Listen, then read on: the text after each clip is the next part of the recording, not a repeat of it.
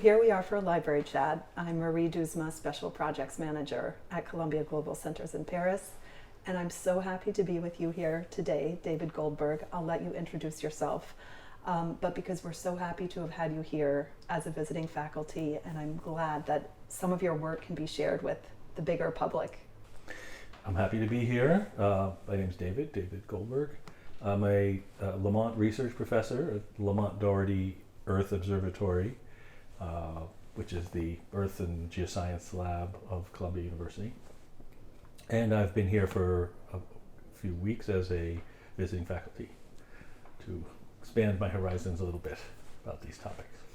So your work is very vast, and the problems you're working on are also very vast. Can you start at the beginning and just tell us how you got started in this field, and a little bit your background and what you're working on now? Yes. So my training is as an oceanographer and geophysicist, and I've studied the idea of, or the question of, what are we going to do with a lot of carbon dioxide to help the planet, and where do we put and actually do things with it, with all that carbon dioxide. That is where I started in this field, and I've been doing that for a few decades. And I've been looking at the oceans and sub-ocean as a solution to the problem for long-term, safe, and remote storage of carbon dioxide.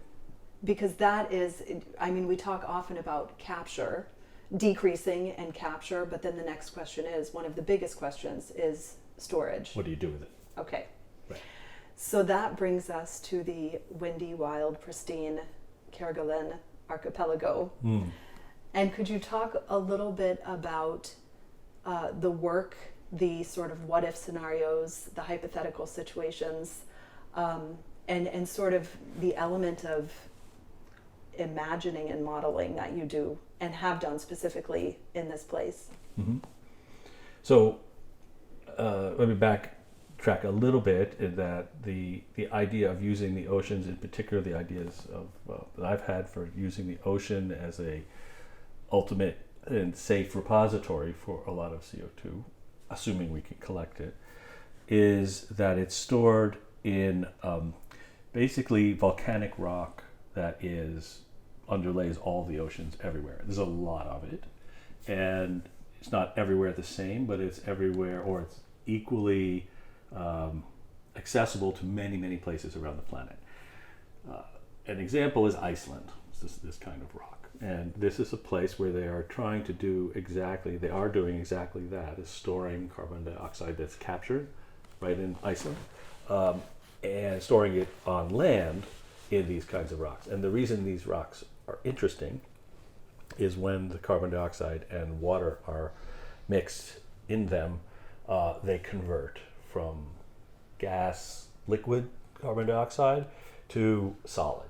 It converts geochemically into basically limestone. So that's a natural process. We're enhancing it, but the root process is a natural one. It's the natural process that those rocks, what we call those rocks, are weathering. That's what happens. And so we're just picking the pace up. So it's a safe and secure, and it's been proven in 2 locations in the field, one in Iceland and one in the western United States. But there's many other places on land and the whole ocean, or many parts of the ocean, that could be used for that purpose. And it's vast volumes potential. So it's a good solution for both those reasons. That got me thinking about this place called Kerguelen, where it's very far from everything, which is pluses and minuses. It's good and bad. And it is a large, basically a mini continent, like, in a sense, many times larger, but like Iceland, entirely composed of these volcanic rocks. It's quite large. It's submerged, but it's 3 times the size of Japan. So it's a very large place where a lot of storage could be accomplished if we we had the CO2 and we had it there. So. And so what is, in a simple terms, when you're talking about storage and getting it into this rock, right. What's the process for that? How easy, how complicated, how much energy does it take to do that? Mm-hmm. So the storage part is, in general, old technology. We do it, meaning companies do it all the time, by basically injecting CO2 into other kinds of rock. Sandstone, rocks, reservoirs, and they use it often. The technology to do that is used very, very often to produce more oil and gas. So old technology is very well established, if you will, advanced, refined process, and it requires that kind of that kind of hardware and energy and commitment and infrastructure. Significant, no doubt. That's the storage part. You would need the vast volume to pump in, and you would need to be have to be able to get to the place where that is going to be pumped in, and that's the more energy intensive part of the whole process. So that's sort of the next leg of the stool.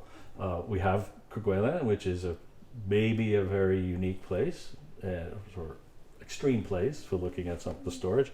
But the other piece of the equation is collecting the CO2, perhaps there. And there are some unique aspects of Kerguelen in that it's probably, if not one of the windiest places on the planet. So the idea was we want to take advantage of that wind, renewable energy, use it to capture CO2 with new technologies that are being developed. Early days, but those technologies exist. Originally, actually, they've existed for quite a while too. It's a way of scrubbing carbon dioxide out of the air. Okay. Right. That's think of it as a filter. It's one of the ways. There's several ways to do it, many ways to do it. But if it's a filter, and it is very energy intensive because CO2 is very, very dilute in the air, 400 parts per million. Maybe a familiar number to some, and going up, right? So more than 420 last year. So that's the issue, right? We want to draw that down. And if you were able to scrub CO2 from the atmosphere and store it locally in a place that can handle hundreds of years of capture, that's great. And that's one of those three things: the technology, the potential energy from wind, and that huge storage edifice at Kerguelen is the perfect storm, if you will, and it's stormy there. Well, so that's my question. Having never been there, and very few people have been because it's so remote, what would this look like there? If this project could ever happen, and I understand there are a lot of hurdles before that would happen, but very physically, what would it look like? What impact would it have on the geography, the ocean, the landscape? So this is one of the things we studied, exactly that. And it's such a windy place. It has the advantage of hypothetically doing a thought experiment. If we went to the windiest place on the planet to collect as much renewable energy as we could, and we used all of that energy to capture CO2 using our current assumptions about what the scrubbers could be, how much could we get? It's a thought experiment, and that's exactly what we studied. And it did look like using current technologies, all of which exist pretty much for wind.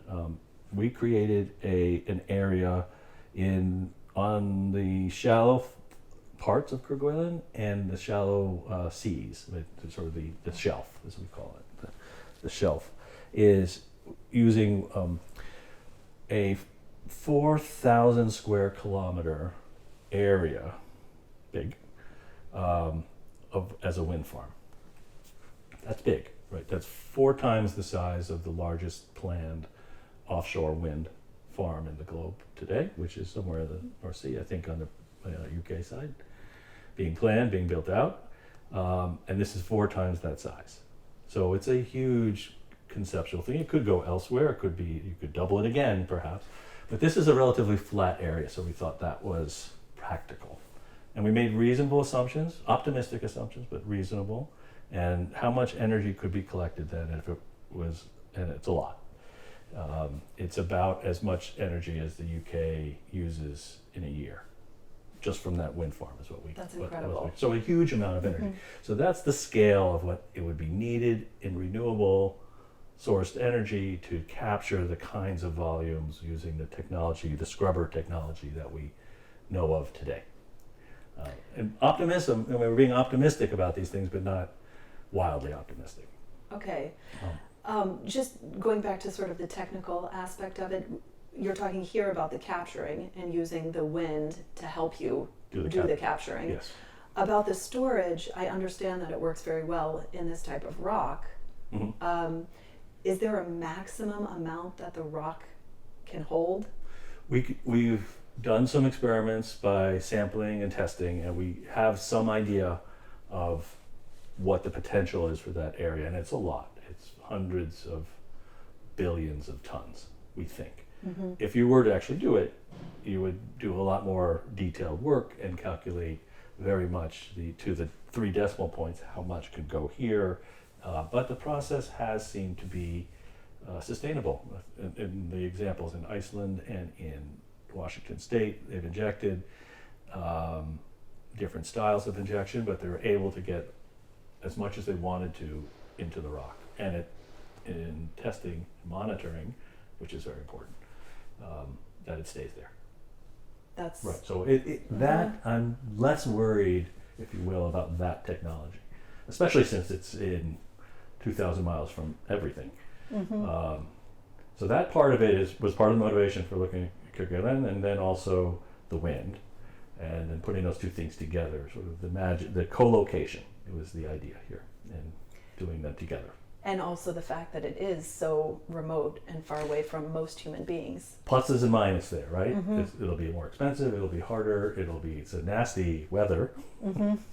like the last week here, maybe not a little bit worse. Windy. It's windy and wet and cold, but very constant. Same degree, same range of degrees, almost 24/7, 365. Same wind direction, very little variation, and that makes for very efficient wind capture, wind energy. So there's a lot of pluses, but it's far, right? You have to deploy all this stuff from out of maybe South Africa or who knows where that would be. And so I understand there would be very little human impact in a place so remote. Mm-hmm. What are the ethics and maybe the psychology of tampering with a place that we consider and cherish and actually is so pristine and untouched? Yes.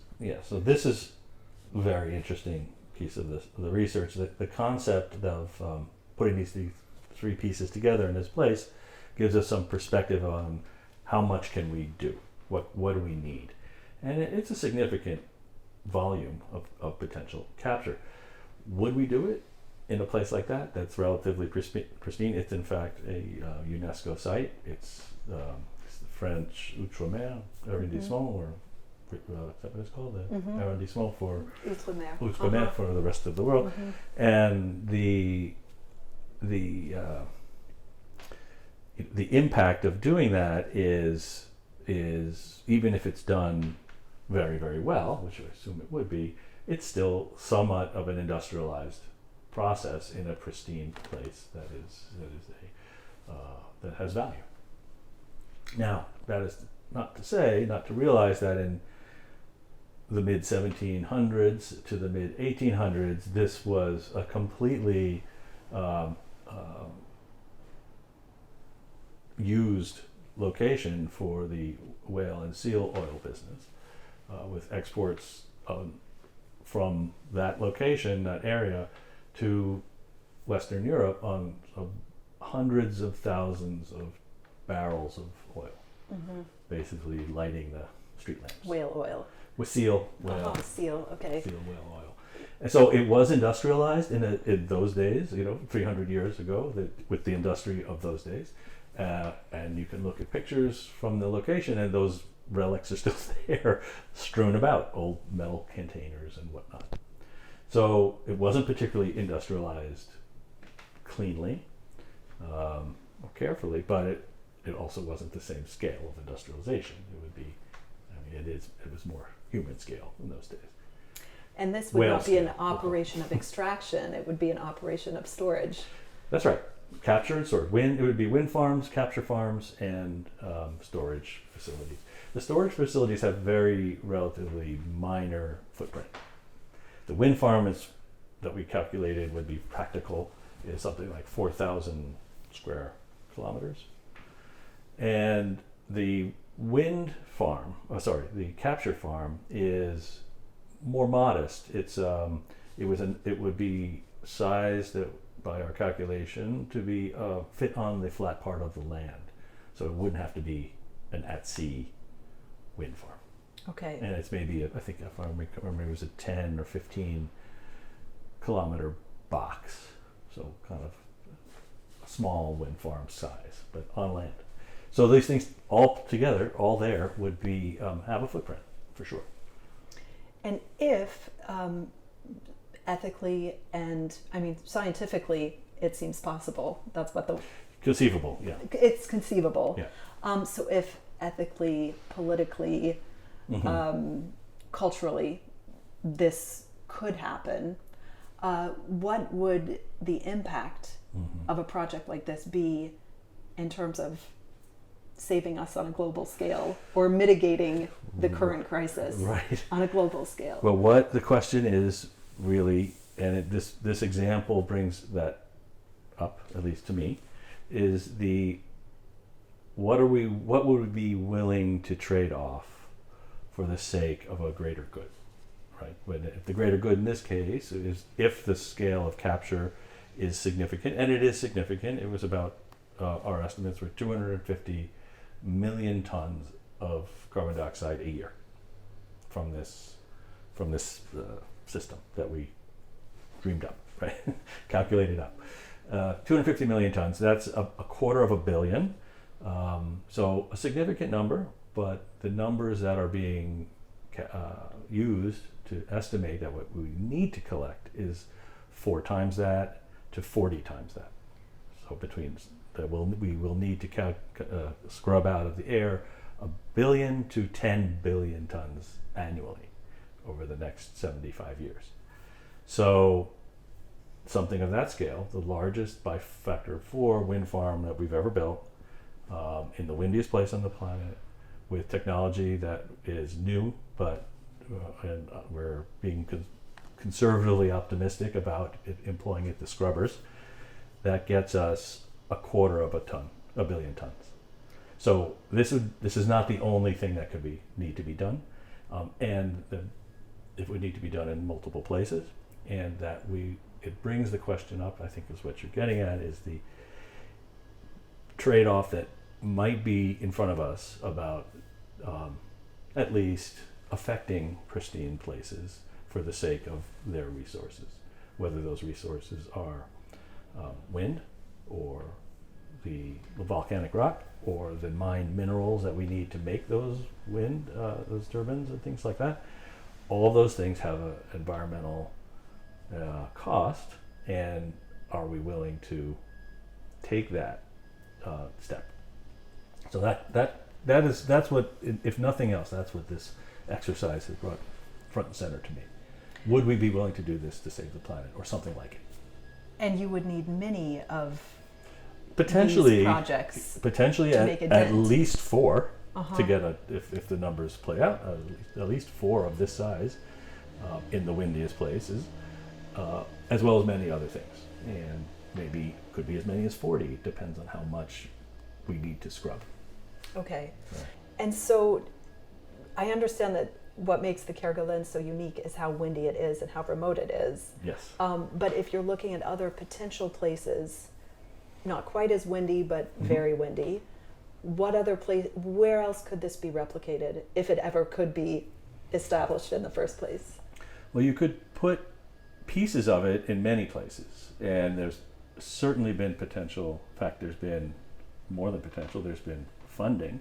The U.S. government just issued a request for to create 4 hubs of what they call direct air DAC. Is what this scrubber is called, and they want 4 hubs on land in the U.S. And they've funded it to many billions of dollars over the next few years. And each of these we'd start the concept going of scrubbing and getting them to scale. That's the point, to test the scale. So you could do it in many places, but you won't have necessarily wind of the volume that Kerguelen has. You won't have necessarily the storage volume or the remoteness. So you can do it other places, but all those pieces, I believe, scale down. Okay. And so it seems... So you even need more of them. Okay. And so to make a significant dent, a dent that would be helpful to all of our futures, we would need a lot of these what-if scenarios of the type that you're working on. We would need it with wind. We would need... Solar? Okay. Can you talk about some of those other possibilities? There have been ideas put forward to use solar on a very large scale as the renewable energy source. Obviously, if you're powering the exercise with fossil, it kind of defeats the purpose because it's so energy dependent. But the solar is a possibility. Mm-hmm. Waste heat is a useful one. A lot of geothermal plants are renewable and they waste a lot of heat just in the steam. That's a possibility. That's what happens in Iceland. Nuclear. Waste heat from nuclear is a possibility, or direct nuclear power is a possibility. All of these things could be used to power any number of these vast capture hubs. But we'll need a lot of them, and they'll need to be in a lot of places, and hopefully in places that can be where the storage is right there or nearby. I think that's one of the goals for this U.S. program, at least. And hopefully the capture choices, the locations of these capture hub choices are not as environmentally, ethically challenging as Kerguelen. But I think thinking about Kerguelen in terms of its scale and the uniqueness of it, including the ethical, environmental question, is worth thinking about. But that's a question I often wonder about, because I know you're not a policymaker, but from your perspective as a scientist and a human, how do you weigh the potential benefit and the impact, the scale, with trade-off, with the potential, whatever the trade-off is, whether it's environmental, cultural, psychological, many different elements. How do you weigh that? And do you think about that in your work when you're coming up with these possibilities and scenarios? Yes. Mm-hmm. And my perspective, both the human side and the work side, both are aiming at us understanding these options as best we can, with understanding the assumptions we're making, and that we go into them with eyes wide open. That's kind of the best, my purpose, if you will, or my motivation, and that would be something that we would try to do everywhere. They're going to be different. The situations are going to be different, whether it's in a brownfield. This kind of installation is in a brownfield somewhere which doesn't have perhaps as many concerns, but that's only one of many. So it's very much going to need to be part of our day-to-day. And I think the impacts may be part of our day-to-day, depending on if they're big ones like changing a pristine environmental place in the South Ocean. That will very much make an impact on certain species, at least, hopefully not all bad, but that will be impactful one way or another. We just need to be aware. Eyes wide open is kind of my path. You put it very chillingly yesterday when you said, you asked just very directly, the question is, how far are we willing to go to mitigate our own extinction? Yeah, I'm not going to answer that. Well, that is the question. That is the question. Yes. Yeah. And there's not a clear answer for No, that. I think in every situation, and it's going to become more and more part of our day to day, both at the personal level, whether you're taking an electric bike to work or planning for a major wind installation, or a government making decisions about their land use. All of those things are going to start to affect us collectively, society, in mitigating our extinction. What are we willing to do? Well, something that I find so fascinating and sort of mind-boggling about your work is the question of scale, which makes up so much of what you think about. And that is, I mean, it's overwhelming on an individual level. It's certainly overwhelming on a scientific level. When you hear, when I, as a non-scientist, hear the numbers, and when you're looking at the impact of a conceivable but very challenging option, contribution to a solution or at least a mitigation, and then you look at the actual, it's 1/4 billion as opposed to, at the worst, 10 billion needed. Do you find that discouraging? I don't throw up my hands at that, because I still do the work of trying to figure out how to do that better. There are times when it becomes a little more, discouraging, I guess is the right way to put it, just the magnitude of the issue. But there's a lot of activity in coming up with new solutions, both locations, combinations of things, storage, new capture ideas. There's a lot of energy going in these days into these hubs and new ways of doing that more efficiently that would be able to store. With Kerguelen wind, you might get twice as much. Maybe you only need 2 of them if the technology advances. And there's a learning curve with these new technologies. We get better. Solar panels get better and cheaper very rapidly. And this might behave that way. It might not, but something will improve. So there's that optimism. And then there's the question of, is it going to be major installation or is it going to be distributed? Is everyone going to have one of these on their roof, or that kind of thing? One of these capture systems. I don't know the answer to that, but it's there's room for optimism for sure. There's a lot of energy going into it in many other ways too. People looking at capture, other completely different capture systems, looking at ocean water for capture, looking at enhancing ocean water capture, soil, enhancing soil capture, trees. I mean, these are all all arrows in the quiver of solutions that will all be needed. So that's the best way to, when you are in the deepest depression, think about that. There's a lot of ways out, hopefully, not just one. But you're focusing specifically on wind and capture, but in earlier discussions, when you mentioned all of the other hypothetical potential approaches to this and research being done, if you do combine enough of those together, these will make a difference. Undoubtedly, this I feel pretty confident about that. Undoubtedly, whatever the mix of solutions there are, it'll be a mix. It'll be many more than one, and they'll all be needed. It's not a one shoe fits all. And just finally, to end, but I'd love if you have things that we haven't talked about that you want to add. No, we solved everything. Okay, got it all. Check. What is to your own work, when you talk about your work to the public, but more generally, all of these kind of ideas and very innovative, some quite fantastical at this point, solutions.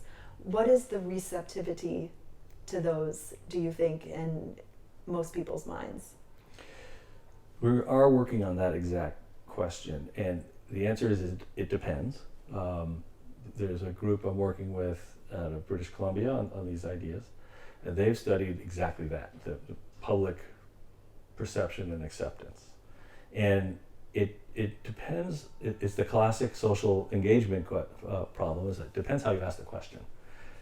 But they have an approach, which, as I understand it, I'm not a social scientist, but the approach, as I understand it, which is they allow the question to beget another question, and so that the audience, the cohort, is becoming informed as they are being questioned, and that seems to be a way. It's a, you know, I'm not explaining it well, but it's a way that those kind of surveys are done, and that seems to be helpful, and that people say, oh, in that case, yes, I see the trade-off being worthwhile. You know, it's better to help the net draw down and be cautious, but not have a major, not be too worried about the storage or whatever aspect that an individual might be worried about. And it's different.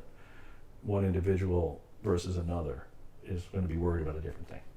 Some people very much worry about what is under the ground near their house. Many people do.